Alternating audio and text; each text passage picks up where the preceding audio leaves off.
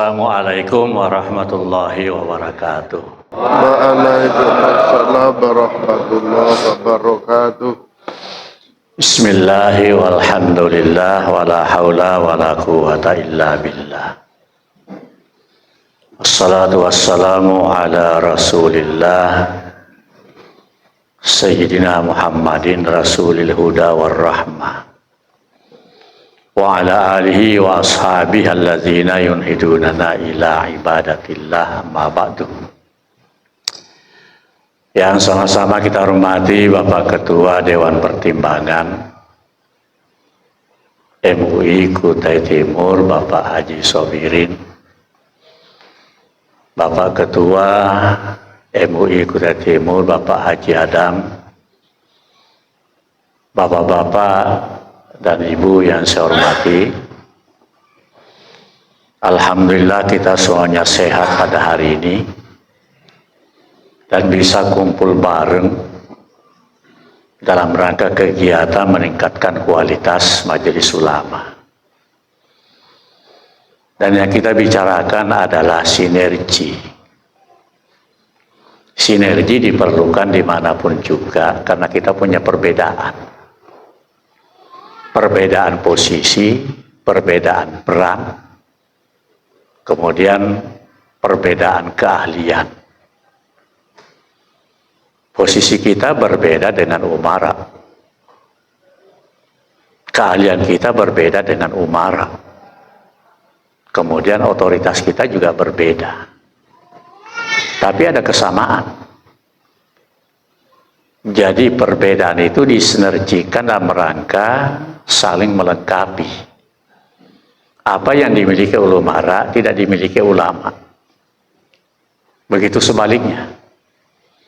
Karena itu ini menunjukkan saling ketergantungan antara komponen.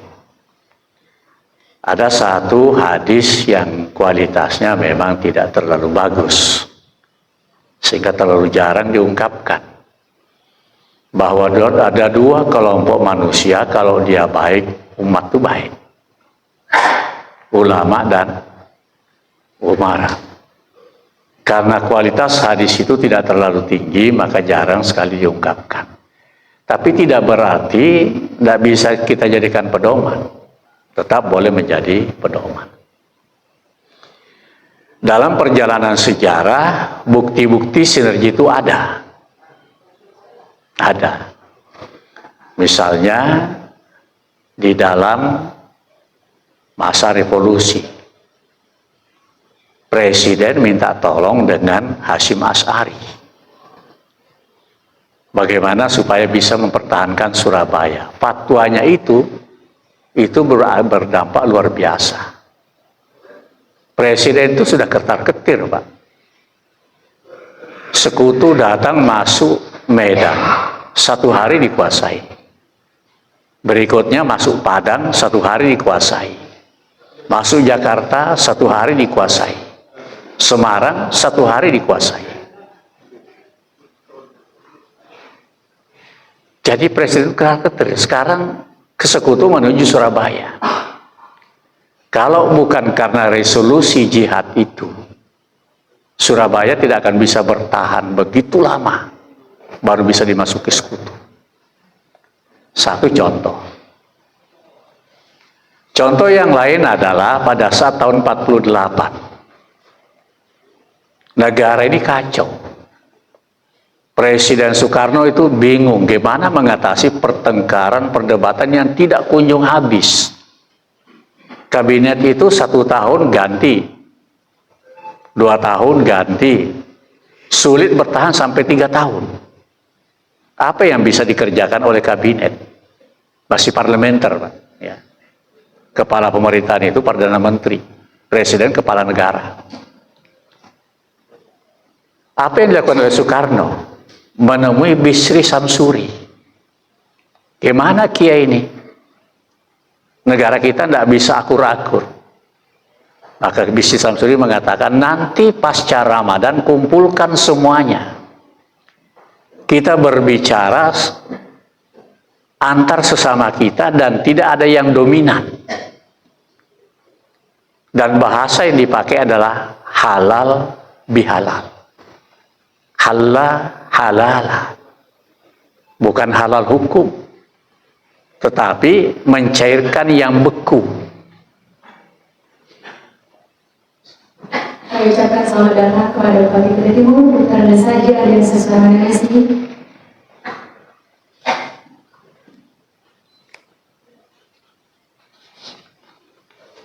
Mungkin Bapak langsung ke depan saja.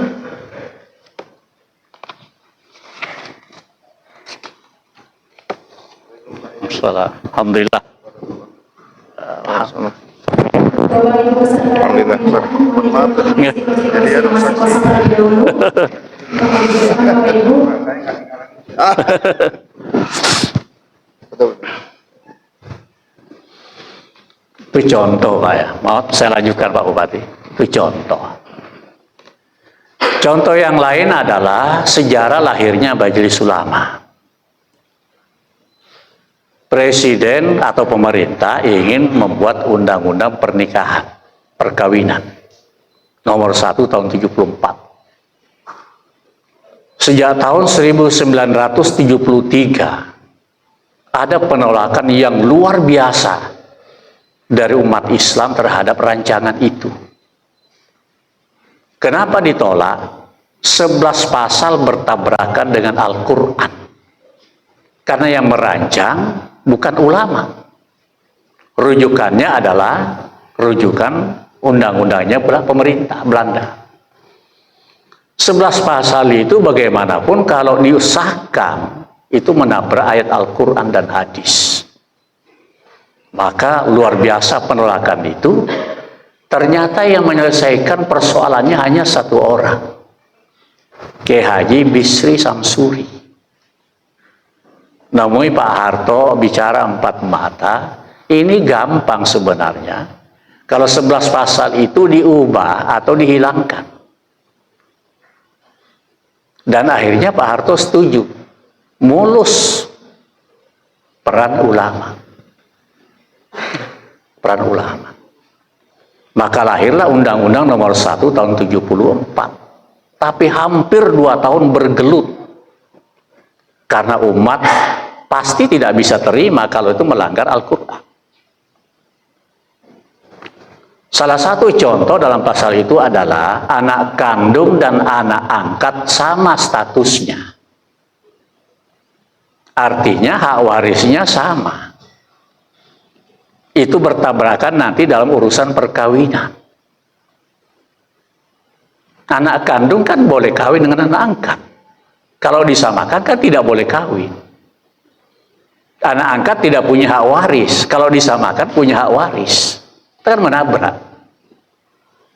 Maka setelah bertemu dua orang ini, muluslah undang-undang itu. Maka pada akhirnya Pak Harto berpikir ini sangat bagus kalau ulama ini disatukan dalam satu wadah. Difasilitasi beliau. Bukan beliau yang bentuk. Difasilitasi. Satu ulama dikirim dari satu provinsi. Kemudian pimpinan ormas tingkat pusat. Ditambah 4 rohis angkatan. Ditambah 10 cendekiawan. Itu berembuk maka lahirlah Majelis Ulama. Itu menunjukkan sinergi. Apalagi yang bisa kita contoh? MTQ. MTQ itu pada mulanya adalah MTQ Jamiatul Qurra wal Huffaz. Dilaksanakan di Pulau Jawa antar pondok pesantren setiap tahun. Yang dipimpin oleh Kiai Basori Alwi. Pimpinan Jamiatul Qurra. Diambil oleh negara. Dimulai pertama kali di Makassar. Sekarang menjadi satu kegiatan rutin. Itu satu. Jadi sinergi perlu. Kenapa? Karena keahlian kita berbeda, posisi kita berbeda, otoritas kita berbeda. Digabungkan menjadi satu untuk menuju satu tujuan. Hanya saja dari sisi pendekatan, ini yang mungkin perlu kita cermati. pendekatan antara pemerintah dan ulama atau ormas Islam itu ada dua bentuk. Pendekatan pertama namanya pendekatan politis. Artinya ini sangat relatif. Jika dianggap menguntungkan, karena politis itu menguntungkan. Jika dianggap diperlukan, kita berhubungan. Kalau tidak, nanti sesuai waktunya kita berhubungan lagi. Pendekatannya pemerintah dengan NU dan Muhammadiyah itu politis. Coba lihat kalau mau pemilu. Ketua umum itu didatangi oleh siapapun juga. Itu politis, Pak. Jika tidak diperlukan, tidak usah dihubungi. Pendekatan yang kedua namanya pendekatan teknokratif. Itu lebih proporsional. Maka kalau kita lihat adalah Majelis Ulama di mana? Tergantung bagaimana pendekatan itu. Kalau yang sifatnya teknokratif, contohnya MTQ, Pak. Teknokratif itu artinya dikelola secara profesional, tetapi kita tetap bersinergi. Maka MTQ itu pendekatan teknokratif. Anggarannya setiap tahun dibicarakan. Nah, apakah Majelis Ulama teknokratif atau politis? Pada awalnya politis. Karena itu maka tidak dikelola secara bagus sehingga tidak ada kejelasan anggarannya. Sampai kapan? 75 berdiri. Baru ada payung hukum pembiayaan Majelis Ulama itu pada tahun 2014. Berapa tahun, Pak? 14 tahun ditambah 25 tahun. Majelis Ulama itu bergerak dengan kekuatan mandiri tanpa dibiayai. Karena keteter, maka Pak SBY membuat perpres tahun 2014. Di situ ada klausul yang mengatakan bahwa hak keuangan Majelis Ulama itu dapat dibantu mengambang. Mengambang ya. Dapat dibantu lewat APBD, APBN, dan APBD. Kalimat itu tidak terlalu konkret. Sehingga pelayanan keuangan Majelis Ulama secara nasional itu berbeda-beda, Pak. 2022 ada monitoring Majelis Ulama nasional. Ada 5 aspek yang dinilai. Aset, keuangan, sekretariat, SDM, dan kinerja. Kita melihat dari aspek keuangan. Yang juara 1 bisa mengambil 3 aspek dalam urutan nomor 1, 2, 3, Jawa Timur. Tapi berapa anggarannya 1 tahun? 25 miliar. Kaltim 1 miliar. Beda kan? Yang nomor 2 DKI.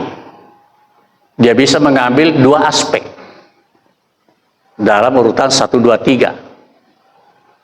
Anggarannya 11 miliar. Yang nomor 3 Riau. Anggarannya 9 miliar. 4 Kembar, Banten, Jawa Barat. Jadi ranking Kaltim itu secara nasional 6. Tidak muncul 1, 2 pada 4 aspek, tapi muncul pada kinerja. Ranking pertama kinerjanya. Kita bisa ranking 6. Kenapa? Ternyata uang 1 miliar dikelola oleh Majelis Ulama dengan sinergi dengan berbagai pihak, bukan dengan pemerintah. Kita sinergi dengan NU, dengan Muhammadiyah, lalu banyak kegiatan biayanya sedikit. 1 miliar bisa melaksanakan 26 kegiatan tingkat provinsi. Jadi sinergi perlu. Kalau di sini kan pemerintah dan umara. Sinergi itu jangan hanya pemerintah, sesama ormas. Ya.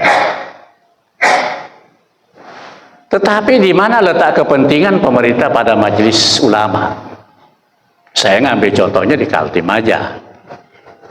Untuk supaya pemilu damai, majelis ulama melaksanakan 2 kegiatan sebelum pemilu, yaitu mengumpulkan para pemuda lintas agama. Kita berbicara tentang pentingnya pemilu. Anggarannya sedikit. Kemudian tokoh agama kita kumpulkan bicara tentang pemilu. Pasca pemilu kita laksanakan lagi di Sinyur. Lalu biayanya dari mana? Kita bersinergi, Pak. Narasumbernya nggak dibayar karena tidak punya uang. Tapi siapa mendatangkan orangnya? Asia dan NU. Kumpul di situ. Uangnya NU dan Asia.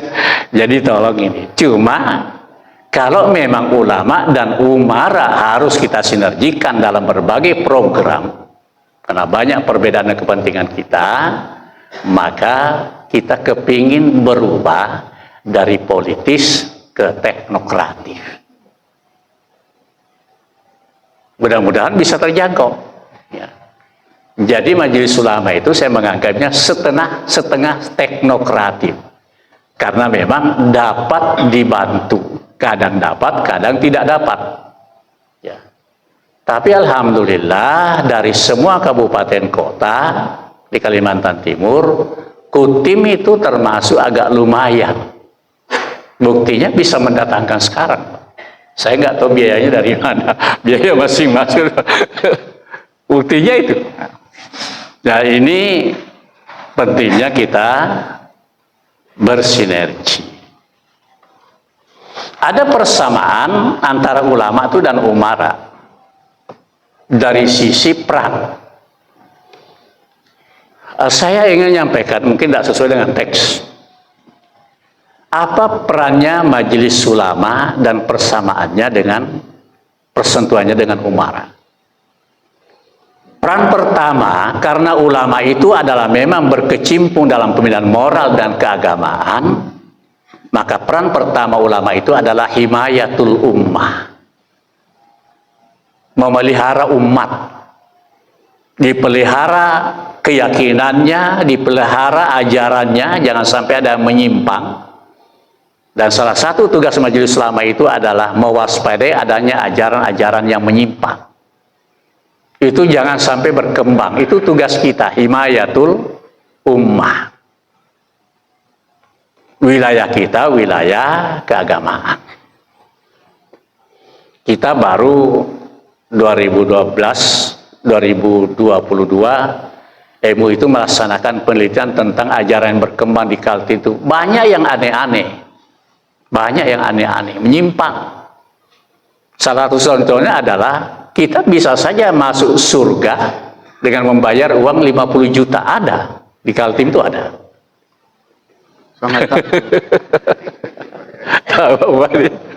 Itu hasil penelitian kita, Pak.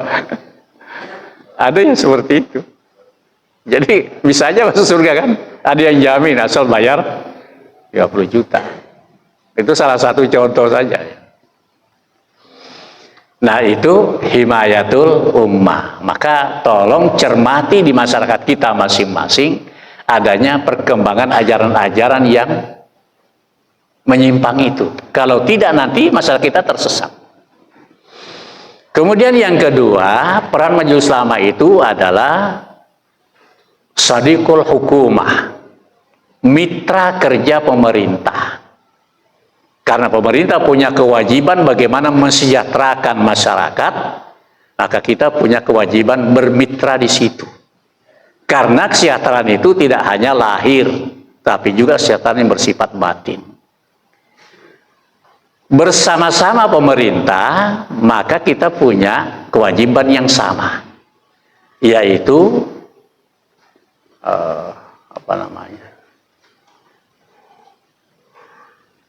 memelihara umat dan memelihara negara. Ya. Jadi khadimul ummah, sadiqul hukumah, himayatul ummah, himayatul daulah. Kita bersama pemerintah. Nah, Itu persamaan kita dan perbedaan. Jadi sinergi diperlukan kalau ada persamaan dan perbedaan.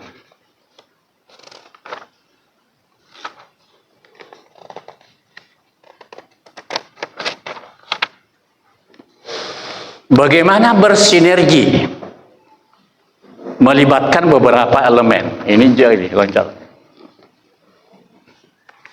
Satu, ciptakan kerjasama. Karena adanya perbedaan kewenangan yang bisa disinergikan. Bagaimana supaya dakwah bisa berjalan sampai ke pelosok. Yang bisa berdakwah adalah para ulama, tapi bensinnya tidak ada. Jadi bisa kerjasama di situ. Sejahteranya masyarakat, amannya negara, itu adalah kepentingan semua orang, termasuk kepentingan pemerintah. Tapi kalau kita bisa, ini saya bisa, baru bisa jalan kalau ditopang oleh pemerintah.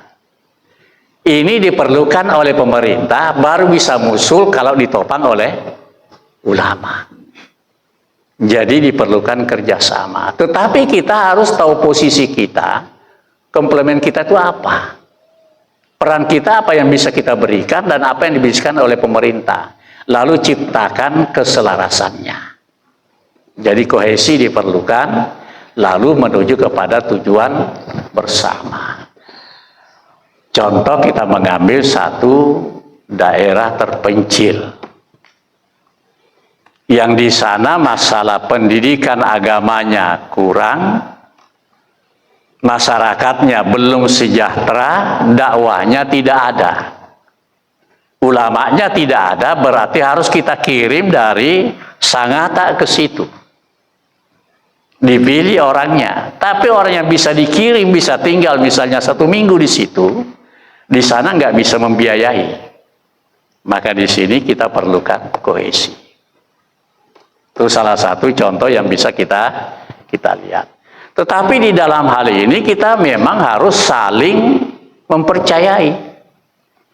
Artinya begini, kita yang bertugas itu dapat dipercayai oleh orang yang mensupport kita.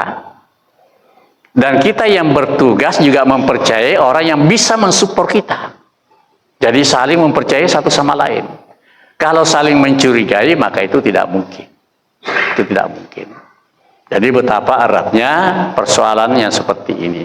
Ini semua adalah dalam rangka untuk meningkatkan martabat masyarakat. Nah, Bapak Ibu sekalian, masyarakat yang bermartabat itu dapat dikenali dengan beberapa ciri. Pertama, masyarakat itu bermartabat kalau keadilan bisa ada. Kalau kesejahteraan bisa ada. Kalau keharmonisan warga ada. Toleransi ada. Dan partisipasi, tanggung jawab itu ada. Di dalam hal yang seperti ini, kita perlu melihat nilai agama. Sedikit berbeda dengan teks itu.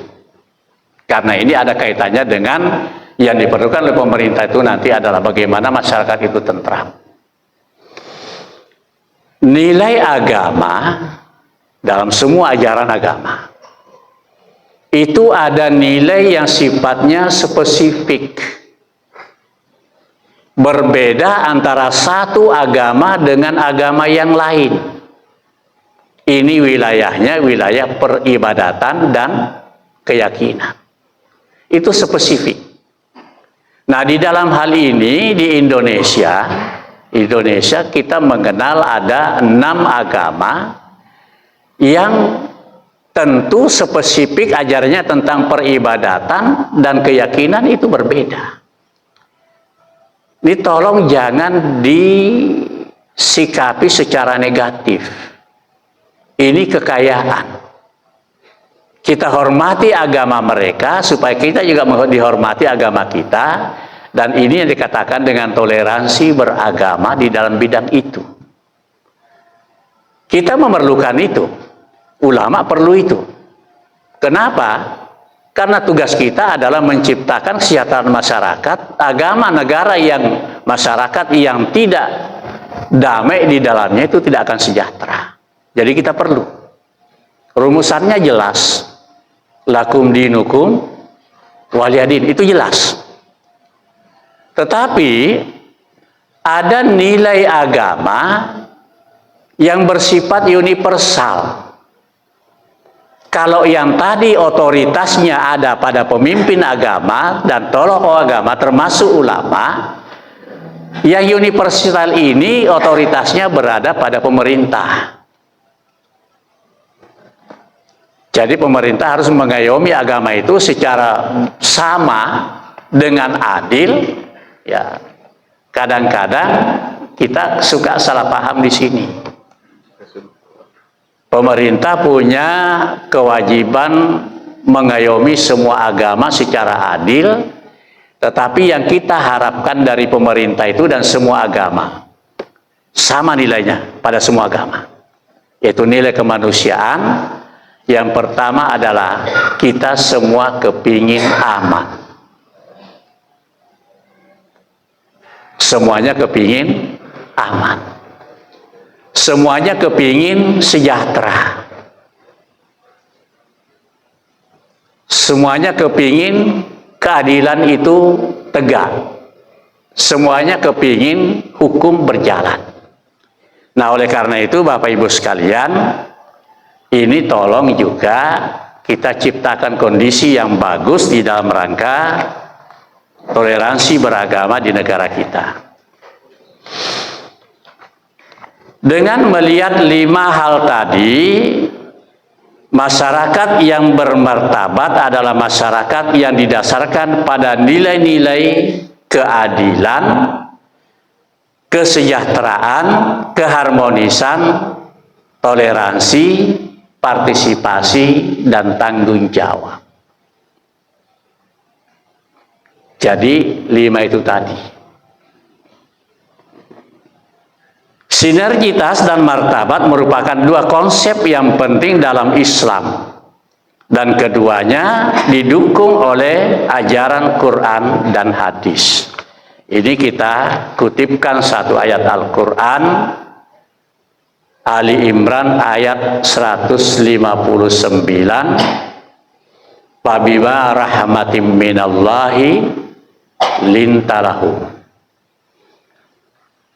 Kalau bukan karena sebab rahmat Allah Subhanahu wa ta'ala, atau dengan sebab rahmat Allah Subhanahu wa ta'ala, maka kamu berhati lembut. Memang tujuannya kepada Muhammad. Tetapi kita ini kan penganut. Maka tolong tanamkan hati lembut itu dimanapun juga berada, sehingga bisa menjadi daya tarik agama lain terhadap Islam. Dan kelembutan itu juga bisa menyentuh struktur pemerintahan supaya sinerginya bisa jalan. Walau kunta fazzan ghalizan minal qalbi lam faddu min haulik. Tapi kalau kamu berhati kasar, mereka lari. Ya. Faghfir lahum fa'fu anhum wastaghfir lahum wasyawirhum fil amri. Jadi musyawarah kita perlukan. Ini ayat tentang perlunya menanamkan satu sikap lembut dalam rangka menanamkan silaturahmi. Kemudian Quran yang lain, Al-Hujurat ayat 13. Sapaannya ya ayyuhan nas. Itu sapaan. Berarti nilai yang ditanamkan di situ adalah nilai universal. Karena ini juga bisa dipakai oleh agama lain. Walaupun kitab sucinya milik kita, tapi nilainya yang ada pada ajaran mereka ada dalam ayat ini. Sapaannya ya ayyuhan nas. Tapi jika sapaannya ya ayyuhallazina amanu, itu nilai yang spesifik ajaran Islam. sasarannya kita. Dan ini satu bukti bahwa bernegara memang satu keharusan. Karena sudah ditentukan oleh Al-Quran, bernegara harus disatukan. Bagaimana bentuk negara, ini tolong para ulama juga mencermati, karena ini kadang-kadang menjadi adanya kekuatan-kekuatan luar yang ingin merubah bentuk negara Indonesia. Pemerintah berkepentingan untuk itu dan kita bantu pemerintah, jangan ada yang mengganggu-gugat ini. Tapi tolong, bernegara itu adalah masuk wilayah keduniaan yang sifatnya relatif, bisa berubah sesuai dengan perkembangan zaman. Ada kelompok masyarakat yang ingin kembali kepada kejayaan Islam zaman dulu. Itu tidak bisa, Pak. Dunianya zamannya berubah. Ngambil contoh Ottoman yang berkuasa 12 abad. Ingin seperti itu. Kondisinya tidak mungkin. Ya, tidak mungkin. Jadi kita kembali pada kondisi zaman sekarang ini, bahwa Indonesia sudah final bentuknya, pemerintah punya kewajiban untuk menjaga itu, dan kita sebagai ulama perlu juga backup ini. Ya. Kenapa? Karena kita sudah yakin rumusannya jelas. Sedikit renungan sejarah. Tahun 35 Majelis Nahdlatul Ulama itu muktamar di Banjarmasin. Perdebatan yang paling sengit adalah apakah Darul Islam atau Darussalam? Apakah bentuk negara kita Darussalam atau Darul Islam? Apakah negara kita negara Islam atau negara yang mengutamakan kedamaian? Maka keputusan NU pada waktu itu 10 tahun sebelum proklamasi itu sudah memutuskan, keputusannya adalah Darussalam. Tapi belakangan setelah proklamasi akan ada kelompok yang mendirikan negara Darul Islam.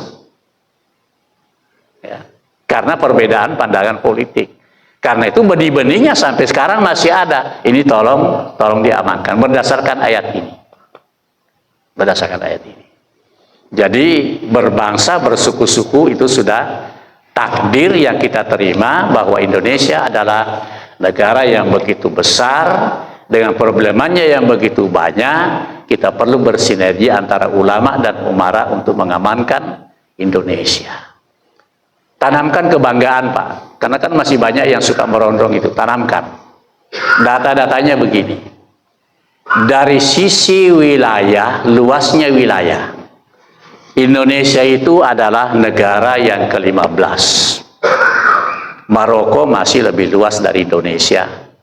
India masih lebih luas dari Indonesia. Australia masih lebih luas dari Indonesia. Rusia yang paling luas wilayahnya di dunia ini. Baru Amerika, disusul Kanada. Tiongkok masih lebih besar dari Indonesia. Luas wilayah. Berdasarkan capaian ekonomi, pendapatan per kapita, posisi kita adalah 16 posisi. Berarti ekonomi Indonesia bagus. Karena itu dia masuk G20. Tetapi kita masih di ambang batas negara penghasilan menengah. Kita kepingin naik yang ke atas. Perjuangannya harus kita backup. Kalau ini kacau negara ini, maka capaian itu tidak akan tercapai. Jadi sangat penting menciptakan kedamaian di Indonesia. Tetapi dari sisi keragaman ekspor ke negara lain, posisi kita 111. Kita artinya lebih banyak impor jenis itu daripada ekspor. Kenapa data ini kita perlukan?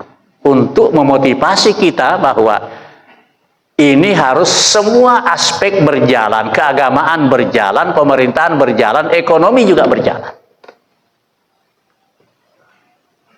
Jadi tolong kita betul-betul bersinergi dengan pemerintah. Untuk bersinergi ada hadis yang lain.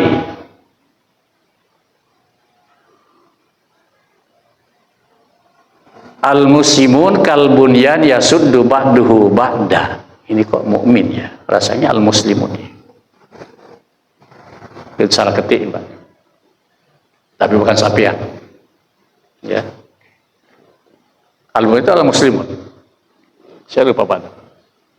Kal bunyan yasuddu ba'duhu ba'da. Ya. Mayoritas pemerintah muslim. Para ulama pasti muslim.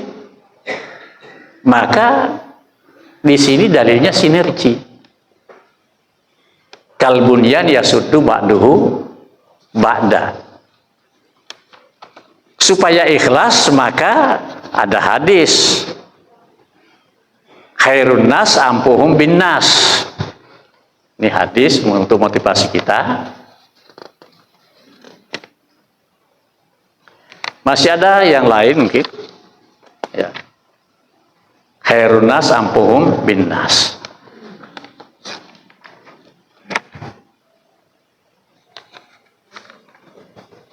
Ya. Kita lihat contoh-contoh kolaboratif. Pendidikan moral dan agama bisa berkolaborasi di situ. Ulama bergerak dalam pendidikan agama. Lembaga yang paling banyak dibantu, yang ditangani oleh ulama itu adalah dari sisi pendidikan, pondok pesantren, dan majelis taklim. Apakah kolaborasinya sudah jalan bagus? Maaf Pak Bupati, saya ingin menyampaikan satu ketimpangan. Dulu ada anggaran yang disiapkan oleh negara, patokannya pusat, bukan daerah. Bahwa ada subsidi pendidikan yang diberikan kepada sekolah umum dan madrasah.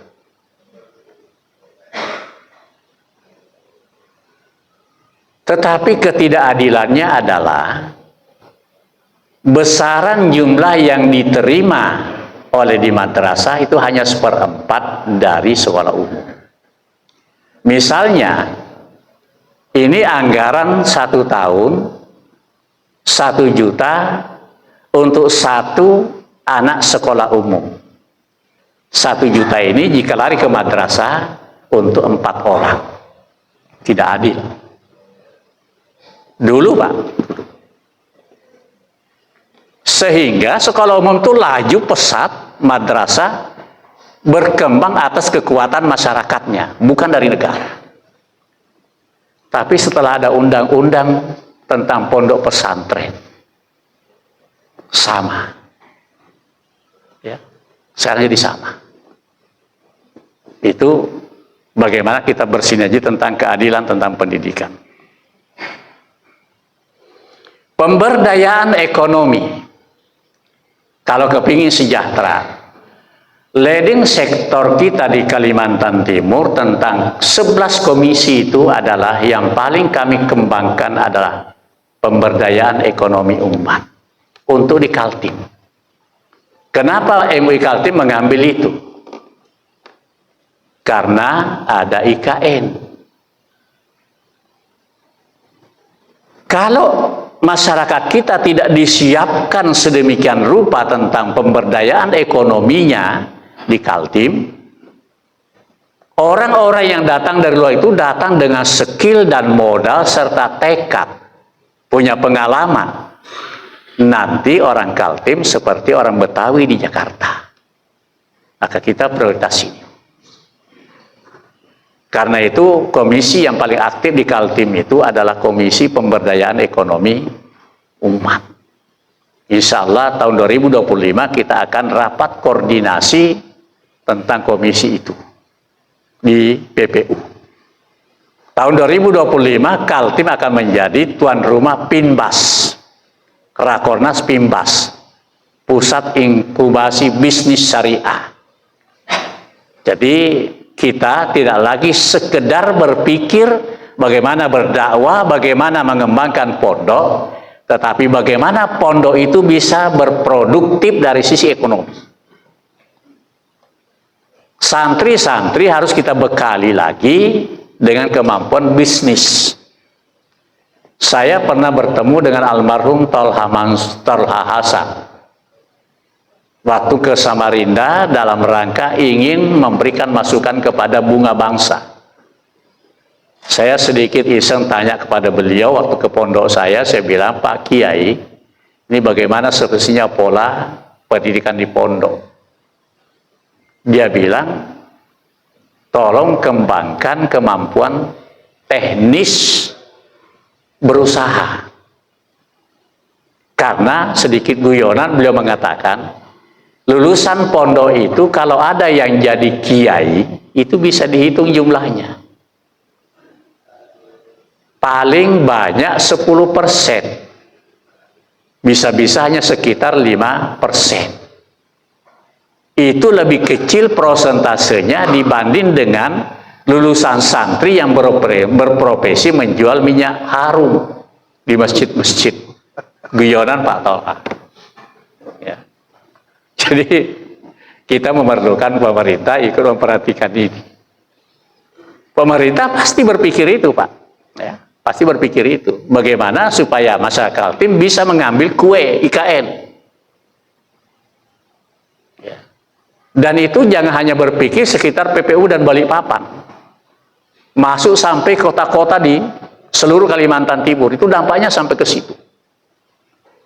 Ada pemandangan yang menarik sekarang, Pak. Samarinda mulai macet. Balikpapan macet. Kemarin saya berjalan jadi heran. Kenapa kok padat betul kendaraan? Biasanya bisa lebih cepat, sekarang kok lebih padat. Itu berarti ekonomi sekarang bergerak. Tolong juga Majelis Ulama ikut memperhatikan masalah ini. Jadi pemberdayaan ulama kita bersinergi di situ. Sama tentu pasti dengan pengentasan kemiskinan, tetapi juga penegakan hukum diperlukan. Berikutnya pengembangan infrastruktur sosial. Kelemahan-kelemahan kita di para ulama itu kurang pintar di dalam menyusun program. Kiai-kiai kita perlu dibantu yang ada di pondok. Karena keluhan-keluhan pemerintah itu justru letaknya pada penyelesaian administrasi dan penyusunan program. Maka infrastruktur di pondok-pondok itu memang harus kita kembangkan. Tolong lewat Majelis Ulama bagaimana ini dalam rangka menaikkan kualitas umat. Tetapi skill di pondok diperlukan, dan ini kita harap pemerintah mengucurkan dananya, tapi kita bisa mempertanggungjawabkan dana itu. Tidak usah jauh-jauh, Pak. Adik saya dan dikenal oleh Pak Bupati Munir. Itu adalah kepanjangan tangan dari pemerintah Australia dalam rangka memberikan bantuan-bantuan kepada madrasah-madrasah se-Indonesia dan pondok pesantren. Yang paling dia takutkan itu adalah kalau bantuan dilarikan ke pondok pesantren. Karena Pak Kiai biasanya dengan bahasa ikhlas, Pak. Administrasinya tidak dijalankan. Beliau tidak korupsi, Pak. Murni beliau gunakan itu, tapi administrasinya tidak ada. Dan itu yang paling ditakutkan. Dia ngeluh betapa sulitnya ngasih bantuan pondok. Tidak hanya di Kaltim, tapi di Jakarta. Tapi kenapa kita di Kaltim tidak dapat bantuan dari Australia itu? Karena kebijakan pusat mengatakan Kaltim itu kan daerah kaya. Jadi larikan kepada daerah-daerah yang dianggap miskin. Tapi itu satu contoh betapa pentingnya kita pengembangan infrastruktur itu juga kita bersinergi antara ulama dengan pemerintah. Saya kira itu contoh-contoh saja, Pak sekalian. Kita ngambil kepada kesimpulan beberapa alasan ulama dan umara harus bersinergi dalam membangun masyarakat yang bermartabat. Satu, keberadaan dalam bidang yang berbeda. Saya kira dari awal sudah saya jelaskan, keahlian kita berbeda, otoritas kita berbeda, status kita, posisi kita berbeda di masyarakat dengan pemerintah, tetapi ini bisa menjadi pelengkap dari apa yang mestinya dilakukan oleh pemerintah. Kemudian kita harus membuat pandangan yang komprehensif sesuai dengan ajaran agama Islam yang komprehensif. Sebab sifat agama Islam itu dua, ya. Dua, dan ini juga bisa menjadi referensi kita bahwa sifat ajaran Islam itu yang pertama adalah kamil. Al-yauma akmaltu lakum dinakum. Pengertian kamil itu tidak akan ditemukan cacatnya. Zaman berjalan, Islam sesuai dengan zaman. Ada pembuktian-pembuktian baru yang ditemukan, ternyata bisa ditemukan di dalam Al-Quran. Itu kamil. Tapi yang kedua adalah syamil. Syamil itu artinya semua aspek kehidupan manusia ada di dalam ajaran Islam. Itu kamil. Ya, syamil, kamil. Kalau begitu dalam ajaran Islam ada ajaran tentang politik, ada ajaran tentang negara, ada ajaran tentang ekonomi, kesehatan, semuanya ada di dalam Islam. Betapa beratnya tugas ulama untuk menerjemahkan itu kepada pemahaman masyarakat. Lalu perintahnya, Islam yang sifatnya kamil dan syamil itu udkhulu fisilmi kafah. Kita yang berislam itu harus menerapkan dua sifat itu. Bisa saya ulangi? Sifatnya kamil dan syamil. Sempurna, tidak punya cacat, bisa mengikuti perkembangan zaman, dan selalu bisa sesuai dengan zaman, tetapi juga dia syamil, seluruh aspek tidak ada yang lepas dari ajaran Islam. Perintahnya kita yang berislam, udkhulu fisilmi kafah. Ya, kita masuk. Karena itu sangat berat. Jadi kesimpulannya, legitimasi dan kepatuhan, kemudian pemersatu masyarakat. Tadi saya katakan pendekatan itu bisa politis, bisa teknokratif. Kita sangat berharap bahwa pemerintah bergeser dari politis ke teknokratif. Sehingga anggaran-anggaran Majelis Ulama itu bisa dianggarkan secara jelas, bisa cukup untuk bisa bergerak. Nah, kalau namanya politis, kita juga berpikir politis. Maka kita berharap yang terpilih nanti adalah yang bisa teknokratif, tidak sekedar politis. Saya kira demikian yang saya sampaikan. Terima kasih. Mohon maaf atas segala kekurangannya. Saya tertati-tati membuat ini, Pak, nyampaikan ini. Tadi saya ngomong sama Pak Adam. Tadi ada surat itu, saya kumpulkan bahan-bahan, saya cari staf, Pak. Tolong nih disusun. Stafnya mudah kayak ibu itu, perempuan. Besoknya datang dia, kemarin. Sudah selesai, Pak, tapi saya tidak sempat baca. Tadi di hotel pagi-pagi baru saya baca, jadi saya tidak terlalu menguasai isinya, sehingga agak lari ke sana ke sini dalam penyampaiannya. Mohon maaf itu. Itu salah satu kelemahan saya, kadang-kadang tidak punya waktu yang banyak. Assalamualaikum warahmatullahi wabarakatuh.